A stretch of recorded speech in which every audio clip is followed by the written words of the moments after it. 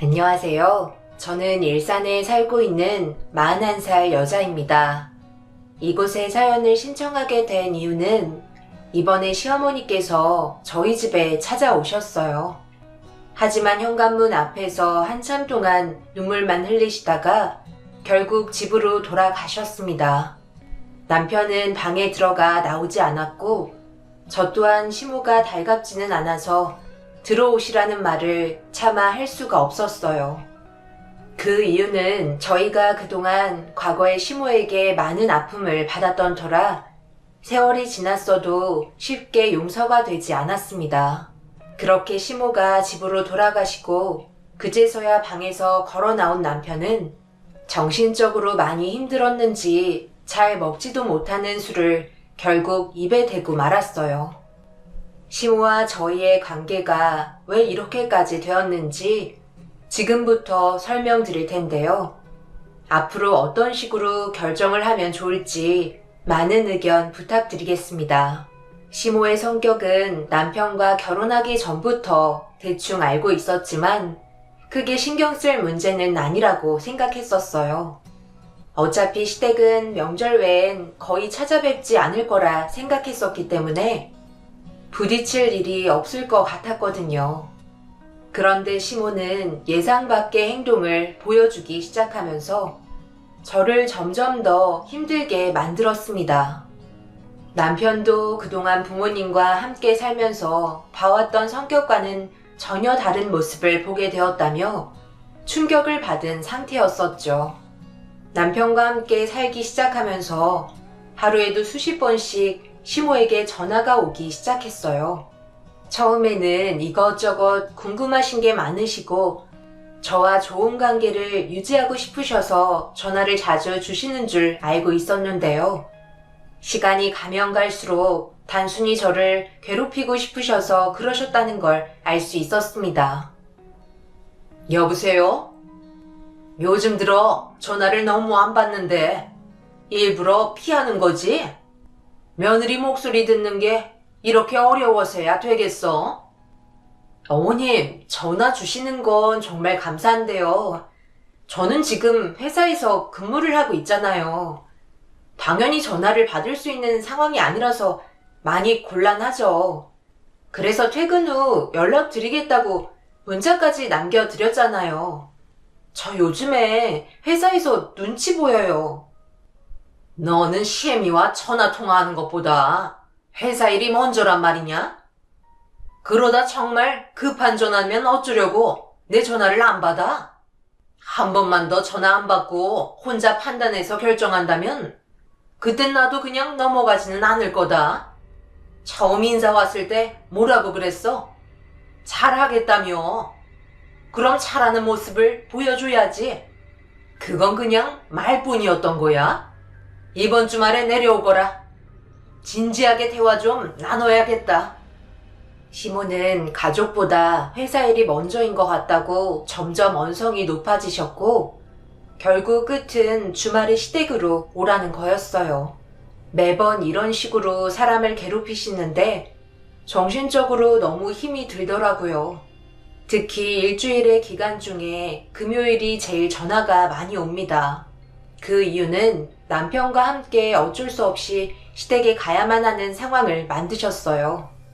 전화 안 받으면 안 받았다고 대화 좀 해야겠다며 시댁에 오라고 그러시고 전화를 받으면 말투부터 시작해서 말도 안 되는 이유를 달아 무슨 수를 써서라도 주말에는 시댁에서 시간을 보내길 원하셨습니다.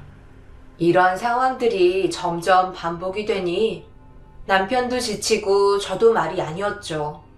황금 같은 주말에 시부모님 눈치 보며 시댁에 있어야 하는 것 때문에 정신적인 고통은 상당했었습니다.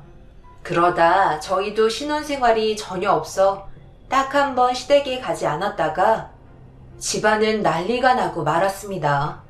분명 시모에게 이런저런 이유 때문에 체력적으로 너무 힘이 들어 못 가겠다고 말씀드리자 시모의 화는 머리끝까지 차올랐고 결국엔 저희 집에까지 찾아오셔서 말도 안 듣는다며 동네가 떠나갈 정도로 시모는 이성을 잃어버린 모습을 보여주셨었죠. 그래서 그날 이후 저희는 그런 안 좋은 일들이 또다시 생기는 걸 원하지 않아 자동적으로 주말에는 시댁에서 지내게 되는 게 일상이 되어 버렸습니다. 그래야 시모의 성격을 어느 정도 진정시킬 수 있었거든요.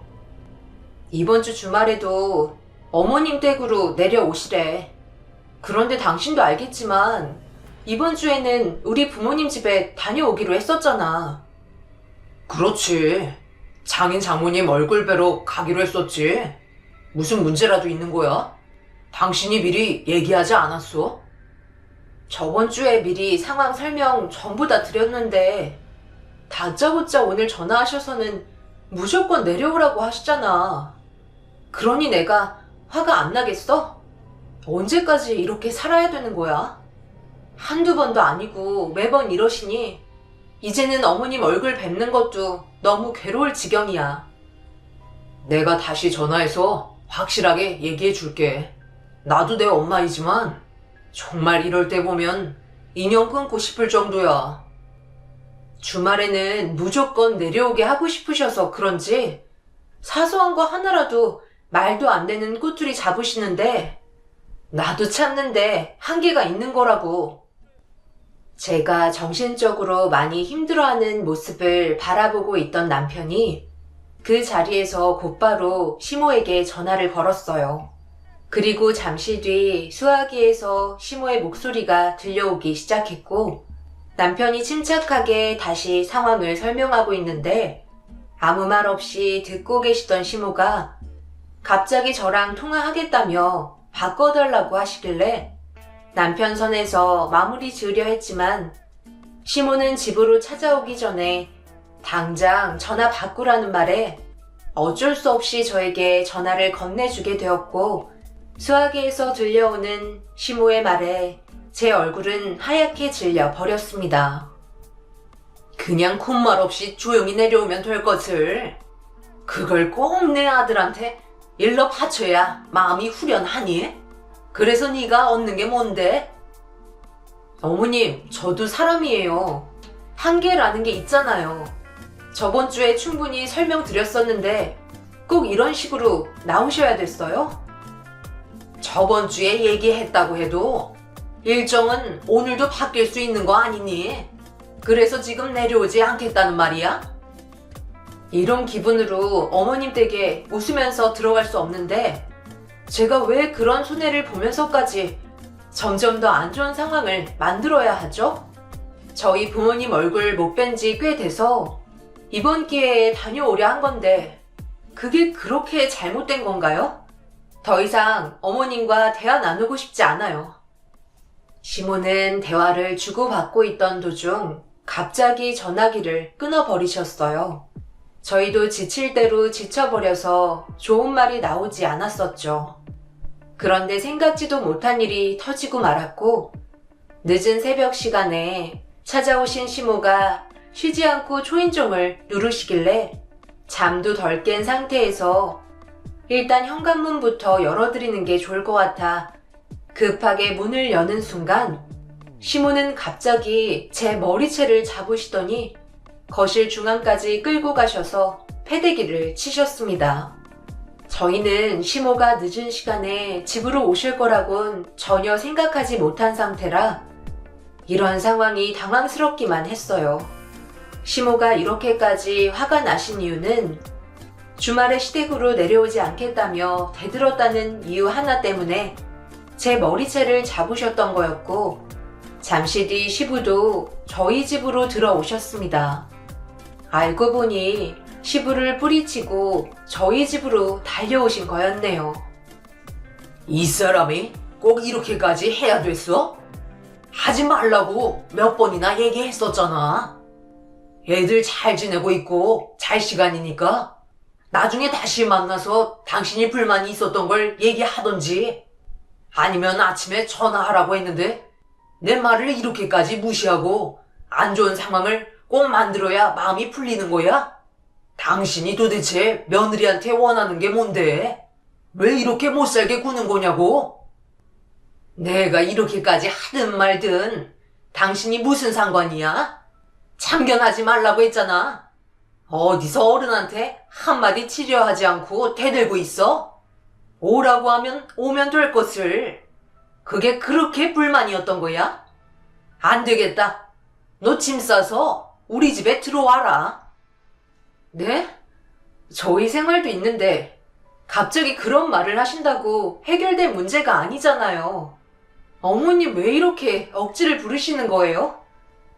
내가 억지를 부려? 나는 처음부터 너한테 계속해서 얘기하고 있었는데 내 마음 헤아려 주지도 않고 무시했잖아. 시엠이 집에 들어와 같이 살면 좋겠다고 내가 몇 번이나 얘기했었는데 그때마다 다른 말로 돌리지 않았어?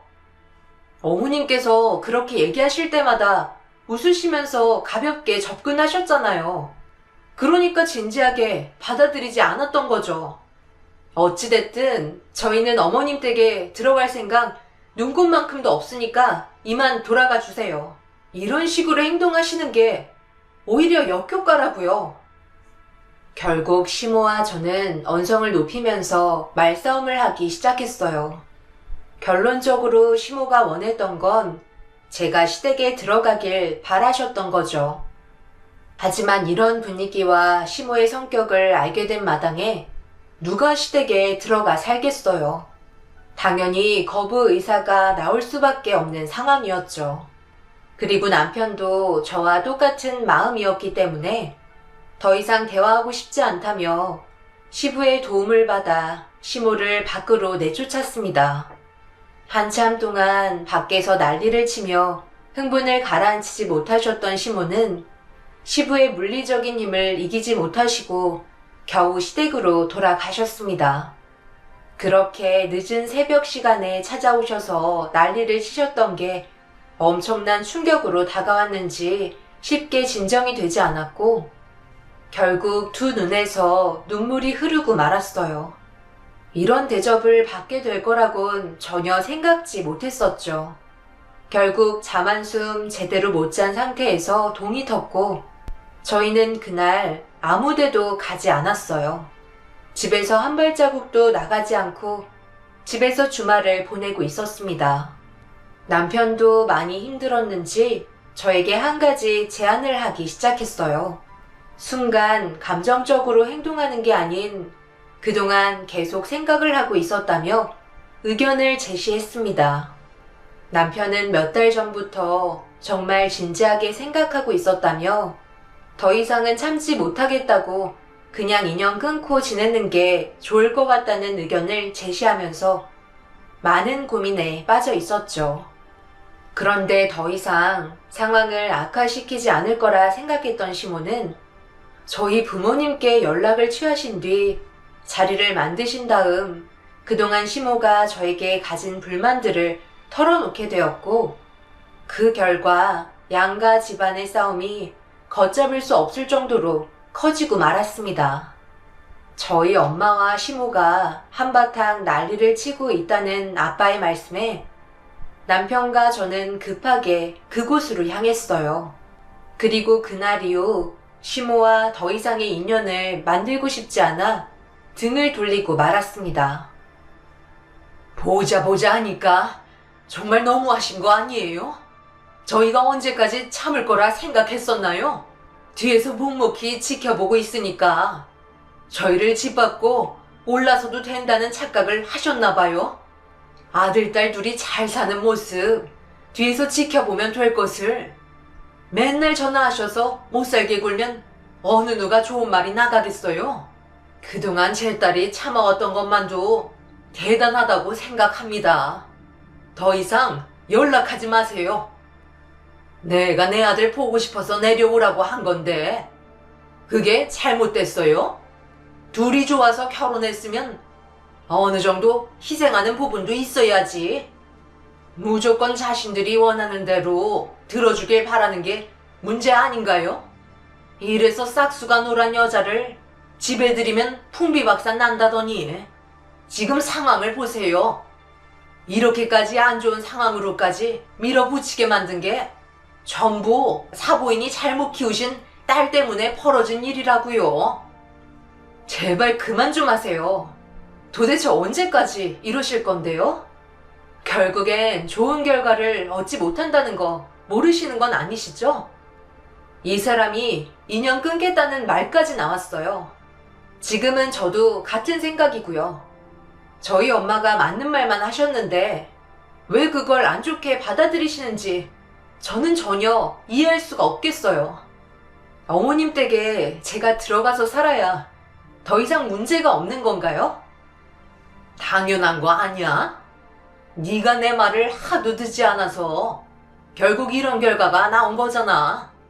군말하지 않고 짐 싸서 들어왔으면 이렇게까지 심각해졌겠어? 왜 하나만 알고 둘은 모르는 거야? 이제 어쩔 거야? 인연 끊고 갈 때까지 갈 거야? 아니면 상황 정리하고 우리 집에 들어와서 살 거야? 네가 어떻게 하냐에 따라 앞으로의 인생이 좋아질지 불행해질지 달려있다. 빨리 선택해. 제가 대신 얘기해 드릴게요. 저희는 엄마와 더 이상 인연을 만들지 않기로 했어요. 무슨 말인지 이해하시죠? 두 번 다시 얼굴 볼 생각이 없단 말이에요. 지금 이렇게까지 하신 행동이 아들 얼굴에 먹칠한다는 생각은 안 하세요? 남편은 시모에게 인연을 끊겠다며 화를 내기 시작했어요. 그동안 참을 만큼 참고 있었는지 이미 이성을 잃어버린 상태로 난리를 치며 남편은 시모에게 막말을 퍼붓기 시작했어요. 그러자 꽤 큰 충격을 받으셨는지 남편의 모습을 멍하니 바라보고 계셨던 시모가 뒷목을 잡으며 비틀거리시며 털썩 주저앉으셨습니다. 결국 돌이킬 수 없는 결과를 얻게 된 시모는 그 자리에서 오열을 하셨어요. 며느리 하나 잘못 들어와서 아들과 인연 끊게 만들었다며 동네가 떠나갈 정도로 오열하셨습니다. 하지만 이미 저희는 모든 결정을 내린 상태였기 때문에 지금의 상황을 뒤집을 생각은 전혀 없었죠. 그렇게 난리가 난 이후로도 남편은 몇 번이나 찾아와 쉬지 않고 난리를 치시던 시모를 피해 이사까지 하게 되면서 완전히 등을 돌려 버렸어요. 시모가 원하시는 걸 얻지 못한 상태라 쉬지 않고 난리를 치시는 모습을 피하기 위해 마지막 선택을 내린 거였죠. 그렇게 새로운 지역에서 시모 얼굴 안 보며 살게 되니 너무 마음이 편했어요. 전화번호도 바꿔서 연락도 오지 않아 편하게 결혼 생활을 유지할 수 있었습니다. 남편과 단둘이 살아가면서 단 한 번도 언성을 높이며 싸운 적이 없을 정도로 저희 부부 관계는 너무나 좋았어요. 한 사람 때문에 불행해질 수 있는 걸 남편의 빠른 판단력 덕분에 걱정 없이 잘 지낼 수 있었습니다. 그렇게 결혼 생활한 지 어느새 10년의 세월이 흘러버렸고 이쁜 딸과 함께 행복한 가정을 꾸리며 살고 있었어요. 10년의 세월 동안 정말 많은 일들이 있었죠. 시모가 한바탕 난리를 친 이후 별일 없이 잘 지내고 있던 어느 날 아빠가 지방에 일이 있으셔서 내려가시던 도중 고속도로에서 충돌 사고가 나면서 갑작스럽게 세상을 떠나게 되셨고 믿을 수 없는 현실에 그날 이후부터 엄마 옆에 빈자리를 저희가 채워드리려고 많은 노력을 기울였어요. 아빠가 사고가 나서 세상을 떠나시게 된 이유는 계절의 영향 때문이었어요. 그때가 엄청 추운 겨울날이었는데 고속도로에 그늘진 곳이 빙판길로 되어 있었는지 미끄러지시면서 연쇄 충돌이 일어나게 되었던 거죠. 너무 순식간에 일어난 일이라 현실을 받아들이기에는 정신적인 고통이 상당했었어요. 그때 당시 사고가 나기 1시간 전에도 아빠와 연락을 주고받았었기 때문에 정신적으로 너무 힘이 든 상태였죠. 엄마가 제일 큰 충격을 받으셨고 결국 쓰러지시기까지 하셨네요. 그래도 시간이 약이라고 아빠가 세상을 떠나신 상태에서 남편과 제가 적극적으로 빈자리를 채워드리려 많은 노력을 기울이며 살다 보니 순식간에 10년이 흘러버렸던 거죠. 아빠가 떠난 이후 그동안 홀 엄마로 지내오시면서 저희가 채워드리지 못할 외로움도 많으셨던 것 같았어요. 얼굴 표정을 보면 금방 알 수 있을 만큼 엄마의 우울증은 점점 더 안 좋아졌어요. 저희가 많은 노력을 했지만 결과적으로 부족함을 많이 느끼고 계셨죠. 거기에 더해 엄마에게 갑작스럽게 찾아온 대장암의 질병이 저희를 더욱더 힘들게 만들었고, 워낙 늦게 발견하게 된 상황이라 병원에서 급하게 항암 치료를 받으셨지만 결국 엄마는 아빠의 뒤를 따라가셨어요. 엄마를 떠나보낼 마음의 준비가 되어 있지 않은 상태에서 세상을 떠나셨다는 소식을 듣게 되었을 때 정신적인 고통은 너무 심했었어요. 한평생 엄마와 행복하게 살아가고 싶었는데 사람 앞일 어떻게 될지 아무도 모른다고 그렇게 엄마의 장례를 치러야만 했습니다. 예, 잘 지내고 있었니? 우리 얼굴 안 본 지 거짓 10년 채우지 않았나? 그래도 사부인 세상 떠났다는데 내가 빠지면 되겠어? 여긴 어떻게 알고 오신 거죠? 또 무슨 생각으로 찾아오신 거예요? 저희 엄마의 장례식인 만큼 제발 조심해 주셨으면 좋겠어요. 당연하지. 내가 여기에서 난리칠 이유가 뭐가 있어? 너희 시아버지가 전화 통화하는 걸 옆에서 듣게 돼서 알았다. 당신 내 뒤를 밟은 거야? 여긴 뭐하러 왔어? 누가 반겨준다고? 쓸데없는 행동할 거면 당장 돌아가. 내가 왜 당신 뒤를 쫓아왔겠어? 10년간 못 본 내 아들 얼굴 좀 보려고 겸사겸사 왔는데 그게 잘못된 거야? 엄마, 지금 여기가 어떤 자리인지 잘 알고 계시죠? 그만 조용해 주셨으면 좋겠어요. 지금 분위기 안 좋은 거 모르세요? 10년이 지났어도 남편과 저는 시모를 반기지 않았습니다.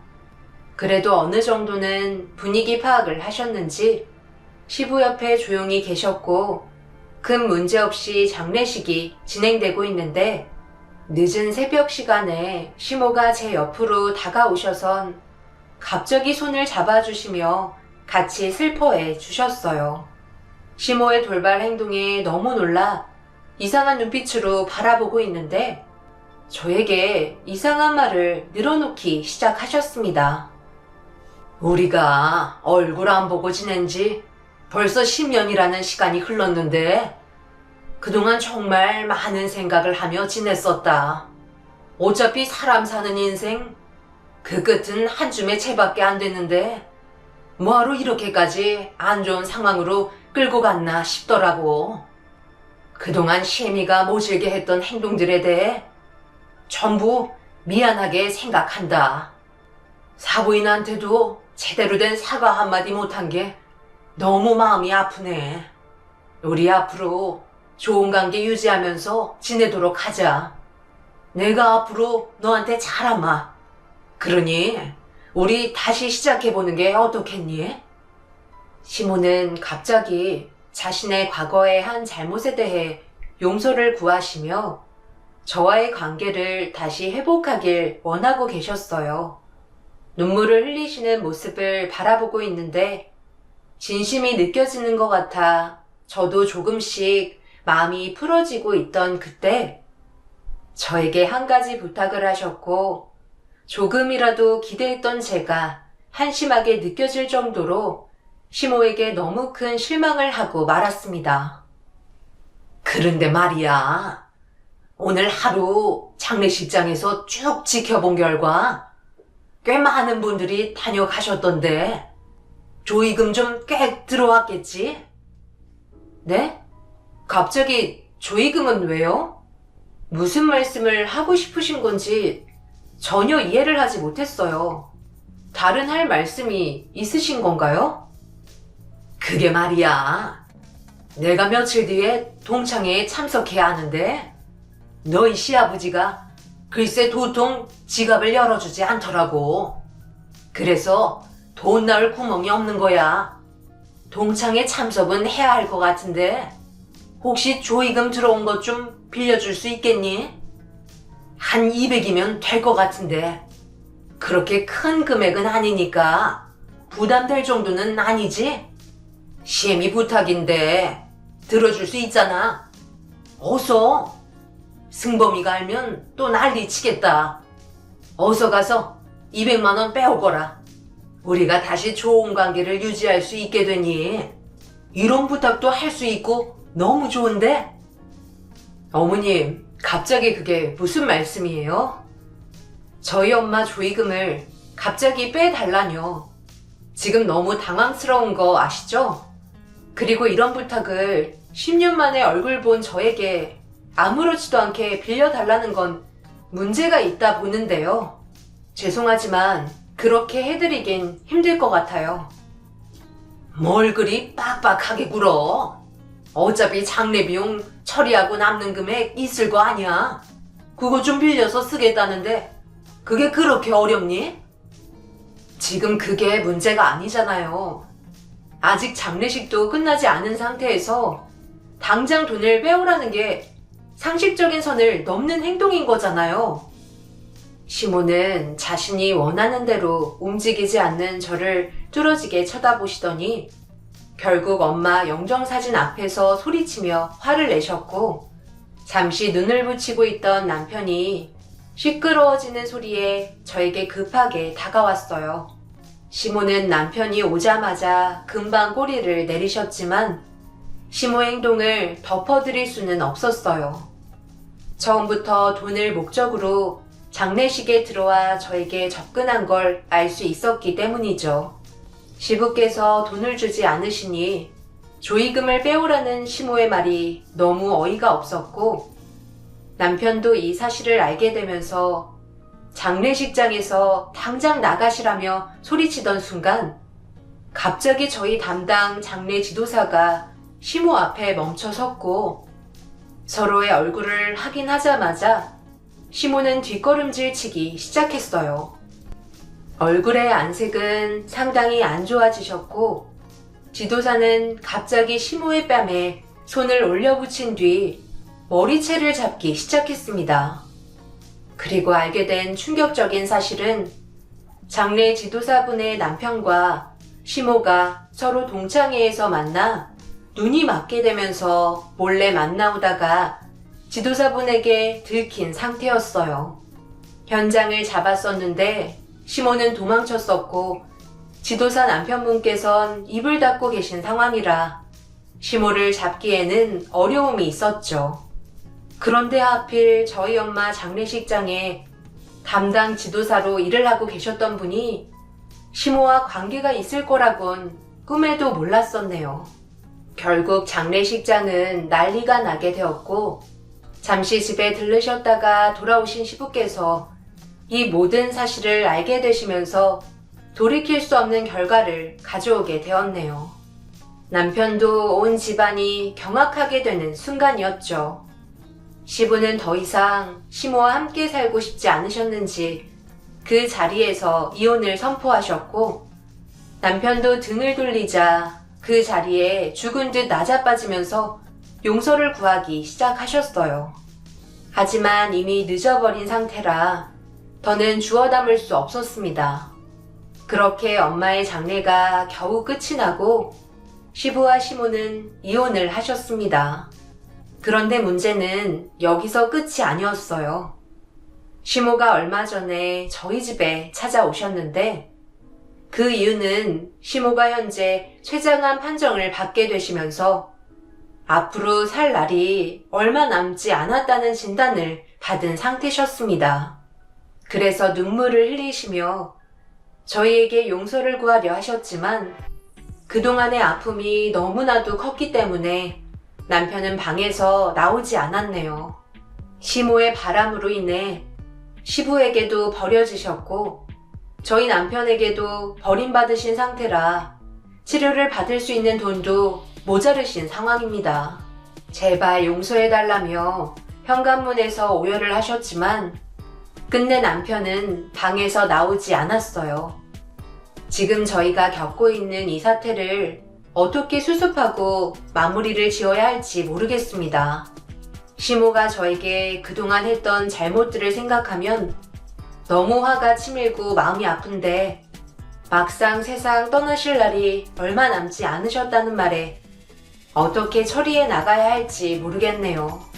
남편은 장례식장에 발도 들이지 않을 거라며 많이 화가 난 모습을 보여줬지만 제가 봤을 때 속마음은 그게 아닐 거라 생각합니다. 여러분들께서 어떤 식으로 앞으로 시모와의 남은 기간을 정리하면 좋을지 의견 주시면 정말 감사하겠습니다.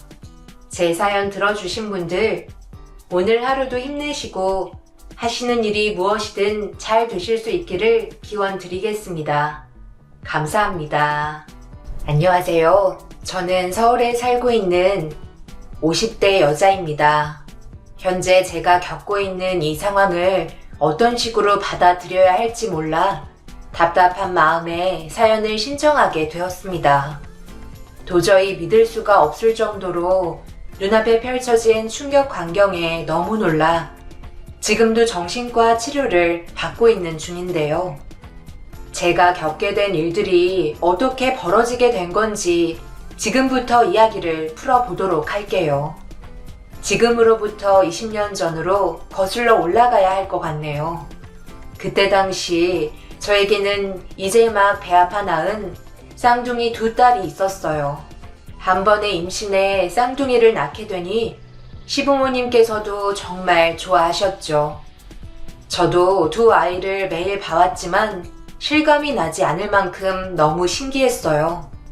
남편도 쌍둥이가 태어나면서부터 책임감이 강해졌는지 두 입이나 늘어서 돈을 많이 벌어야 한다며 추가적으로 일자리를 구했습니다. 남편과 저는 각자의 위치에서 정말 열심히 살아갔었어요. 가진 게 많지 않아도 저에게는 남편과 쌍둥이 두 딸이 있었기 때문에 무서울 게 없었어요. 그리고 출산한 지 얼마 되지 않은 제가 몸에 무리가 올까봐 엄마와 시어머니께서 번갈아 가시며 저희 집에 자주 찾아와 주셨습니다.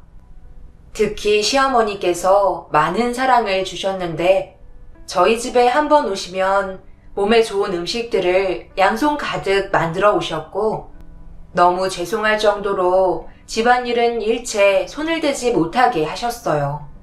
저에게는 과분할 만큼 행복한 날들의 연속이었고 큰 사고 없이 잘 지내고 있었는데 사람 앞일 아무도 모른다고 저에게 불행이 찾아올 거라곤 전혀 생각하지 못했었어요.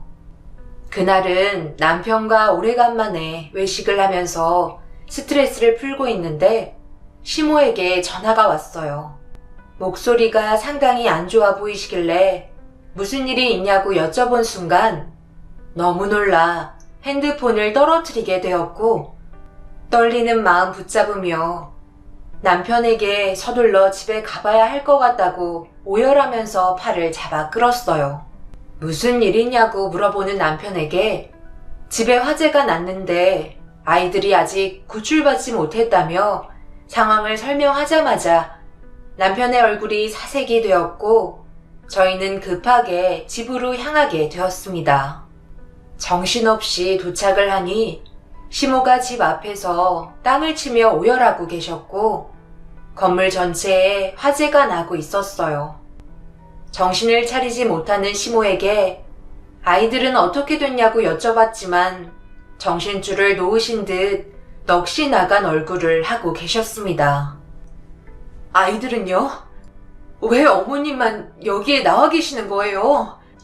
도대체 어떻게 된 상황이에요? 아이들부터 구출하셨어야죠.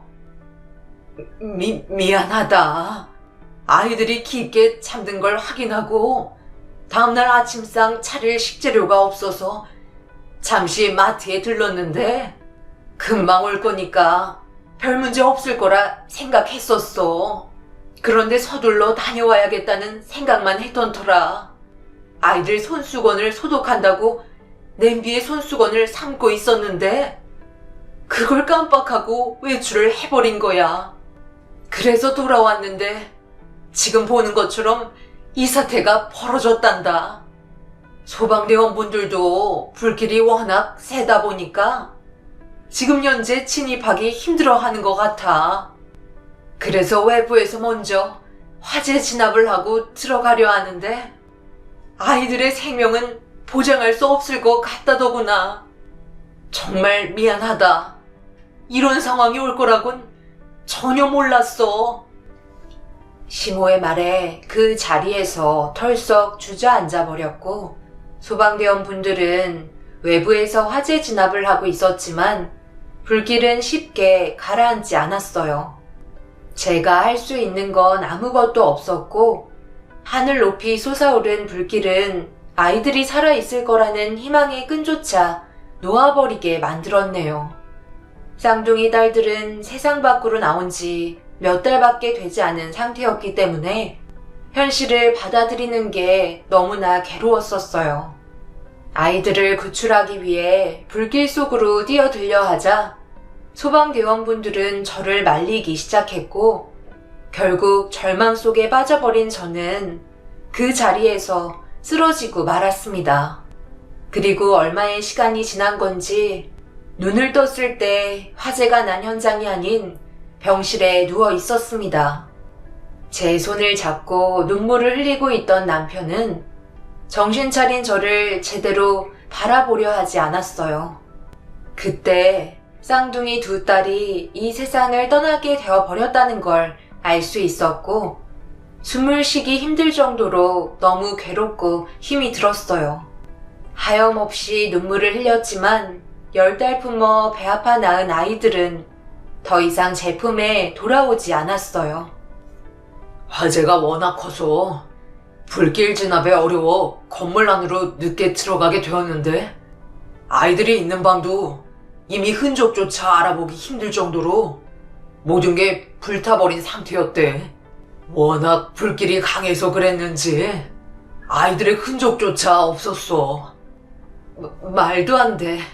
우리 딸들 얼굴조차 볼 수 없다는 거야? 어떻게 그런 일이 있을 수가 있어? 확실하게 찾아봤대? 믿기 어렵겠지만 우리 집안 전체가 전부 재로 변해버렸어. 아이들이야 당연히 방에 누워 있었겠지. 그런데 그곳은 집안 물건들이 불타버린 잔해들밖에 없었어. 소방대원분들은 잿가루로 변해버렸을 것 같다고 하더라고. 어떡해. 우리 아이들 이제 세상 밖으로 나온 지 몇 달밖에 안 됐잖아. 앞으로 많은 것들을 보여주기로 했었다고. 어머님 어디 계셔? 왜 내 앞에 나타나지 않으시는 건데? 왜 시키지도 않는 짓을 해서 이런 말도 안 되는 상황을 만드신 거냐고. 어머니 지금 경찰서에서 조사받고 계신 상태야. 자신의 건망증 때문에 이런 일이 벌어져서 많이 괴로워하고 계셔. 남편도 아이들이 세상을 떠났다는 이유 하나 때문에 많이 힘들었는지 가슴 아파하며 괴로워하고 있었어요. 저희는 현실을 받아들이기가 너무 힘이 들었지만 눈앞에 닥친 일은 처리해야 하기 때문에 결국 아이들의 장례를 치러야만 했습니다. 세상에 태어나 제대로 된 삶을 살아본 적 없이 떠나게 된 아이들이 너무 불쌍했어요. 그런데 시모가 경찰 조사가 끝이 났는지 장례식장에 참석하셨고 눈물을 흘리며 아이들 영정사진 앞에 주저앉아 괴로워하고 계셨습니다. 지금 뭐 하시는 거예요? 어머님이 세상 떠난 아이들 영정사진 앞에서 눈물을 흘릴 자격이 있다 생각하세요? 당장 일어나시라고요. 제가 얼굴 뵙고 싶어 하지 않는다는 거 뻔히 알고 계실 텐데 굳이 여길 찾아와요? 여보, 당장 어머님 모시고 나가. 미안하다. 내가 무슨 할 말이 있겠니? 하지만 시애미도 얼마나 가슴이 찢어지는 줄 아니? 지금 내 앞에 닥친 현실이 믿어지지가 않는다고. 내 눈앞에 해맑게 웃고 있던 아이들이 세상을 떠났는데 지금 제정신으로 버틸 수 있겠어? 혜영이 너도 괴롭고 힘든 거 알고 있다. 내 작은 실수 한 번이 돌이킬 수 없는 결과를 가져오게 될 거라곤 전혀 생각하지 못했어. 평생 동안 내 잘못 뉘우치며 살 테니까 심히 한 번만 용서해 줄 수 없겠니? 그래도 산 사람은 어쩔 수 없이 살아야 하잖아.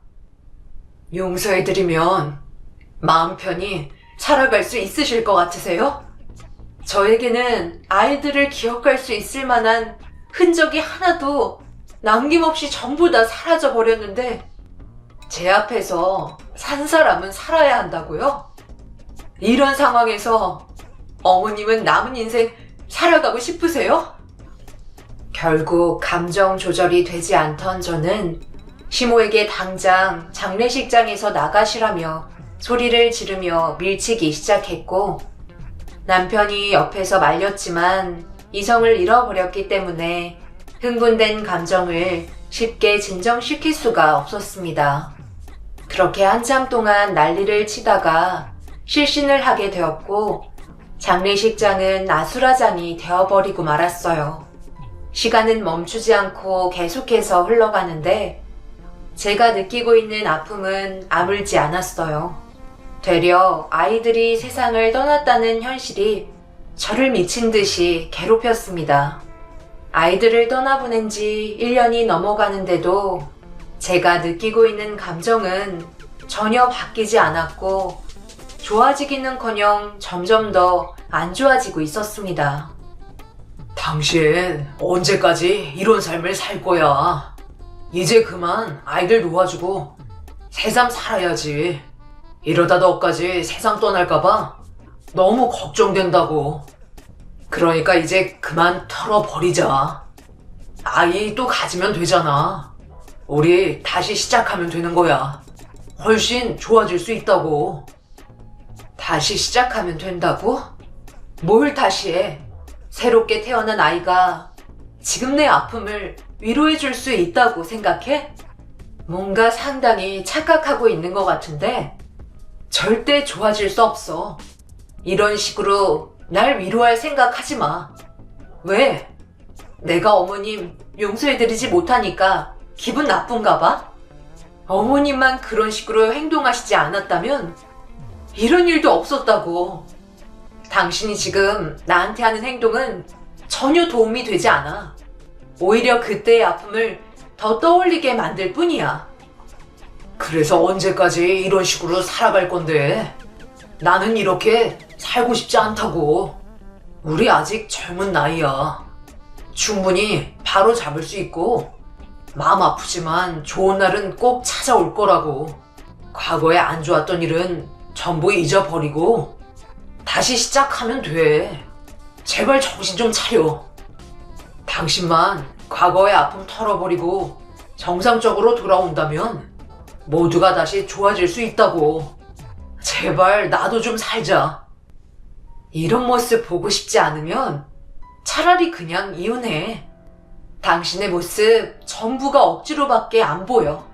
다 필요 없어. 그리고 당신 집안과 더 이상 엮이고 싶지도 않아.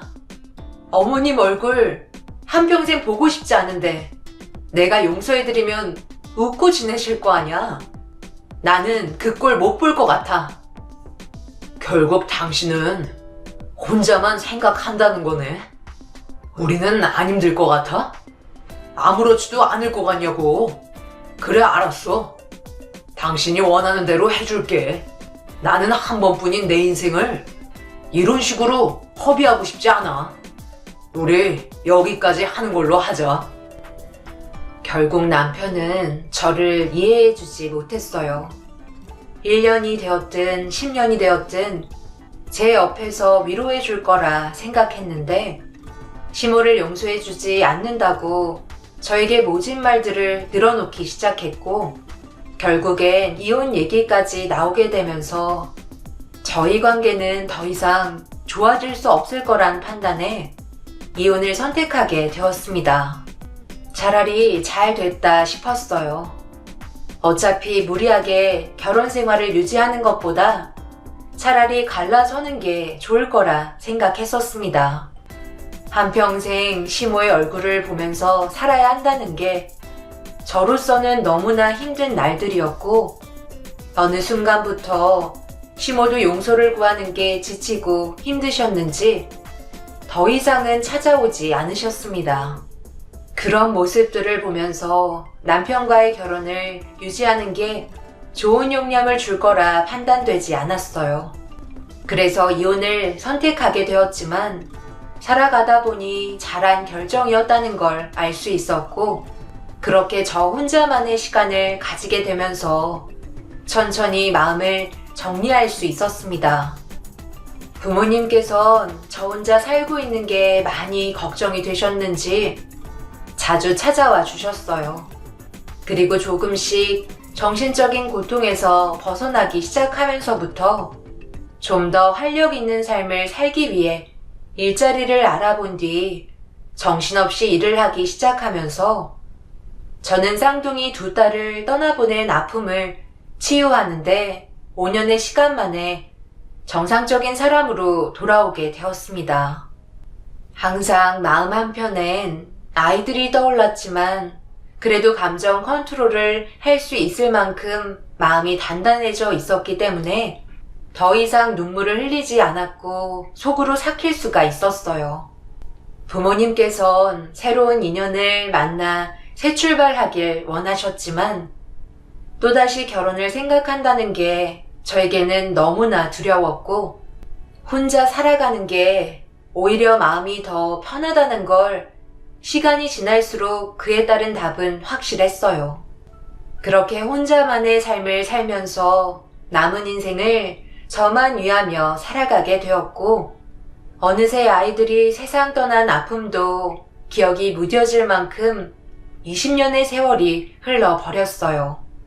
그리고 몇 년 전부터 새롭게 시작한 일이 있었는데, 일하다가 아는 지인의 소개로 시작하게 됐지만 상당히 만족스러운 일이었어요. 단점이라면 남의 집에 들어가야 하는 거였지만 그래도 매번 다른 사람들의 삶 속에 들어가 인생을 공유하는 것 같은 느낌이 들어 만족하면서 일을 하고 있었는데, 함께 일하시던 직원 동료분께 전화가 왔어요. 무슨 일인지 물어보니 저와 스케줄을 바꿔달라는 말이었고, 그게 어렵지 않은 일이라 일정 순서를 바꾸게 되었어요.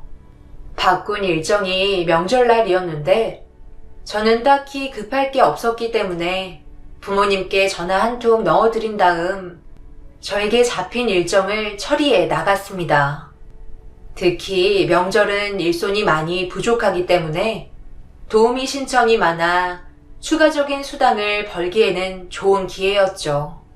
그렇게 도착한 곳은 으리으리한 대저택이었어요.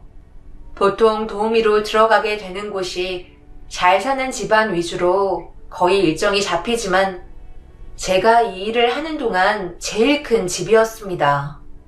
그렇게 명절날 도우미로 일손을 돕기 시작하면서 자연스럽게 어떤 집안인지도 알 수 있었죠.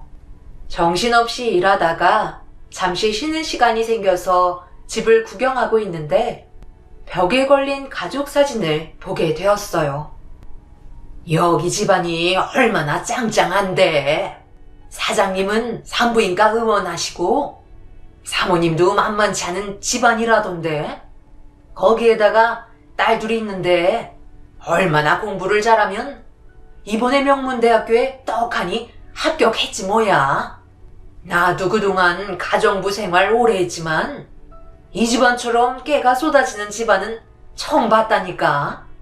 옆에서 보는 것만으로도 내 마음까지 치유되는 것 같아. 그만큼 가족관계 사이가 너무 좋아. 자기가 이런 집에 언제 들어와서 일해보겠어. 이번 기회를 감사하게 생각해야 된다고. 가정부 직원의 말을 들으면서 집을 구경하고 있는데 엄청 큰 가족사진 옆에 이 집안에서 많은 사랑을 받으며 자라온 딸들이 자라온 배경 사진을 볼 수 있었습니다. 그런데 그 사진들을 보는 순간 뒷골이 찌릿할 정도로 제 두 눈을 의심하게 되었고 몇 번이나 재차 확인해 봤지만 제가 보고 있는 사진 안에 있던 산부인과 원장의 딸들은 20년 전 세상을 떠난 제 딸과 너무 흡사했어요. 더군다나 쌍둥이 딸이었고 연수를 계산해 봤을 때 제 딸들이 세상 떠난 시점과 너무 비슷해 그 사진들을 뚫어져라 쳐다보고 있던 그때 충격적인 단서 하나를 확인할 수 있었습니다. 세상을 떠나보냈던 쌍둥이 딸들이 확실하게 제 딸이라는 걸 알 수 있는 단서 하나가 있었는데 그건 목에 새끼 손톱만한 크기의 검은색 점이었어요. 세상 밖으로 태어났을 때 두 딸들에게 신기하게도 같은 위치에 똑같은 점이 박혀 있었죠. 그런데 가족 사진에 있던 두 딸은 목에 손톱만한 점을 가지고 있었습니다. 가슴이 철렁 내려앉아 거친 숨을 내쉬면서 머릿속이 너무 복잡해져서 일단 마음부터 진정시키기 위해 급하게 화장실로 들어왔어요. 어디서부터 잘못된 건지 알 수 없는 상태였고 제 두 딸은 분명 하재로 세상을 떠난 걸로 알고 있었는데 어렸을 적 모습과 제 딸이라는 단서가 또다시 저를 괴롭게 만들었습니다.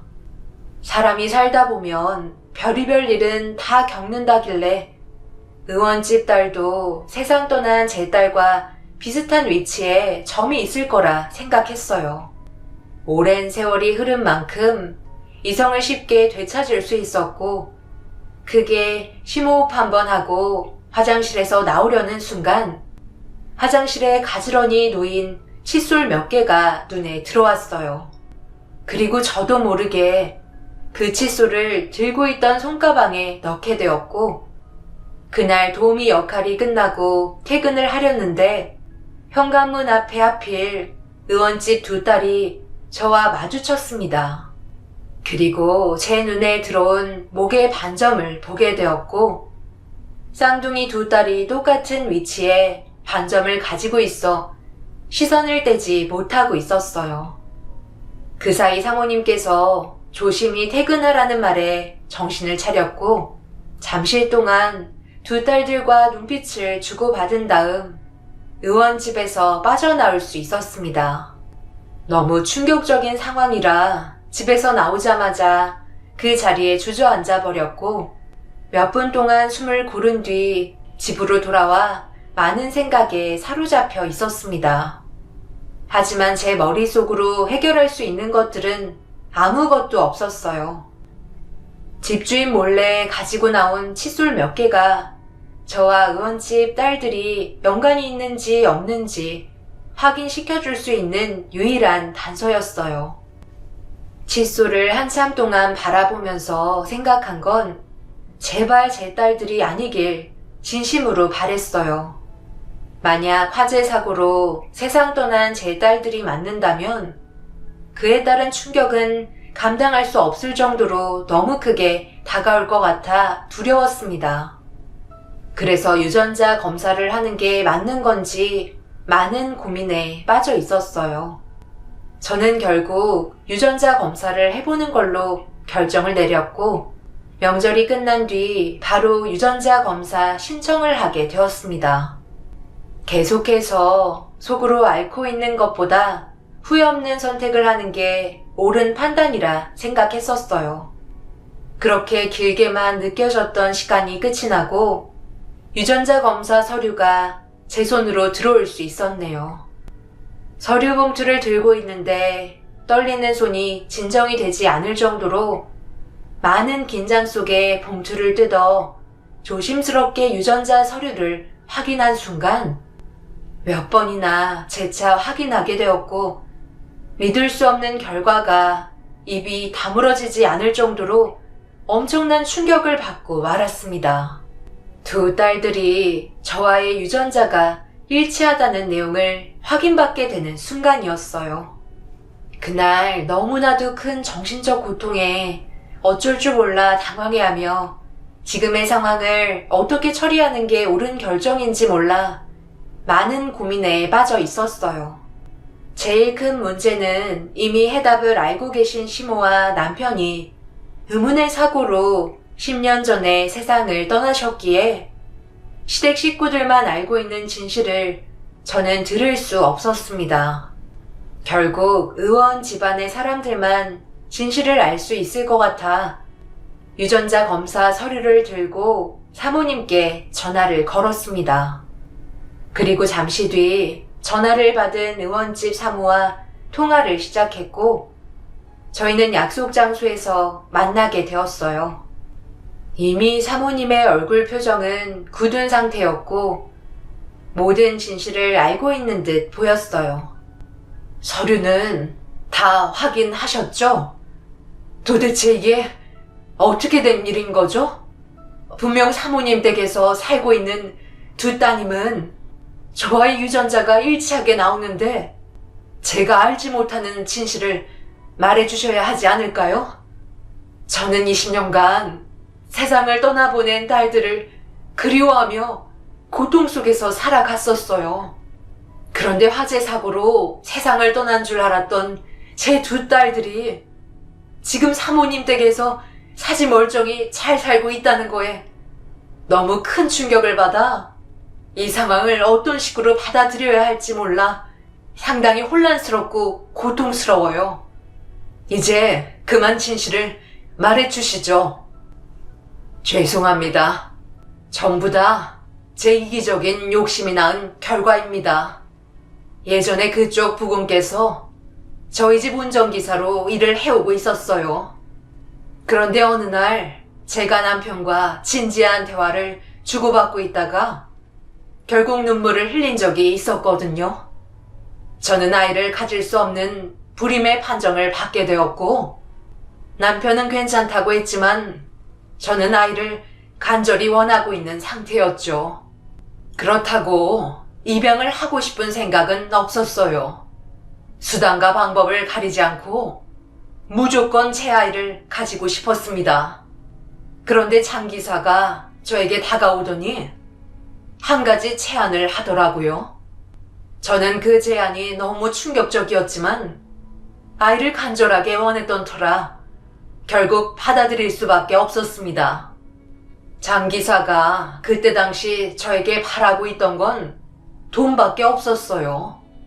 떵떵거리며 살 수 있을 만큼의 돈을 원했었죠.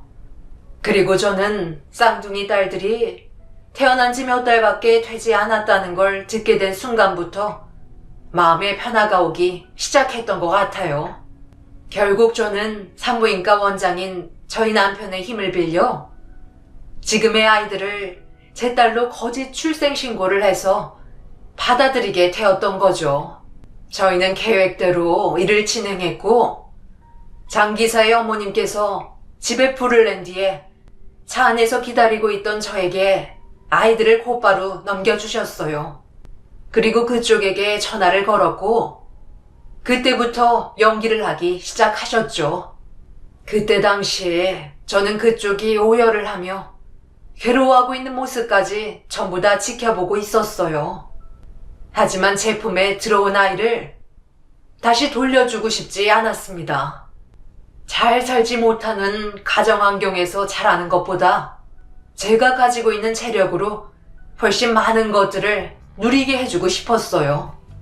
그리고 얼마 전에 보신 것처럼 제 딸들은 아주 잘 지내고 있는 상태입니다. 분명 가정은 잘못됐다고 생각해요. 벌을 받아야 마땅하죠. 하지만 아이들을 생각하세요. 아무 걱정 없이 지금은 행복해하고 있는 당신의 두 딸의 인생을 망치고 싶지 않으시죠? 그저 멀리에서 지켜봐 주셨으면 좋겠어요. 금전적인 보상은 충분히 해드리도록 하겠습니다. 20년의 세월이 지난 상태에서 모든 걸 밝혀봤자 좋을 게 있을까요? 차라리 멀리에서 잘 살고 있는 모습을 지켜보세요. 그래야 당신의 딸들이 평생 웃으면서 좋은 남자 만나 행복하게 잘 살 수 있을 테니까요. 지금은 그쪽의 감정을 터뜨려봤자 이득되는 게 뭐가 있을까요? 살아있었다는 거에 감사하게 생각하세요. 그게 진정으로 당신의 딸들을 위한 선택이에요. 아, 그리고 장 기사가 그 이후로도 금전적인 요구를 계속해서 해왔는데 어느 순간부터 연락이 되질 않더라고요. 장 기사는 잘 지내고 있죠? 사모님은 말이 끝나자마자 저에게 돈봉투를 건네줬고 자신의 할 말은 다 끝났다며 자리에서 일어나 밖으로 나갔습니다. 너무나도 큰 충격을 받아버린 상태인지라 한참 동안 그 자리에서 정신 나간 사람처럼 멍하니 돈봉투만 바라보고 있었습니다.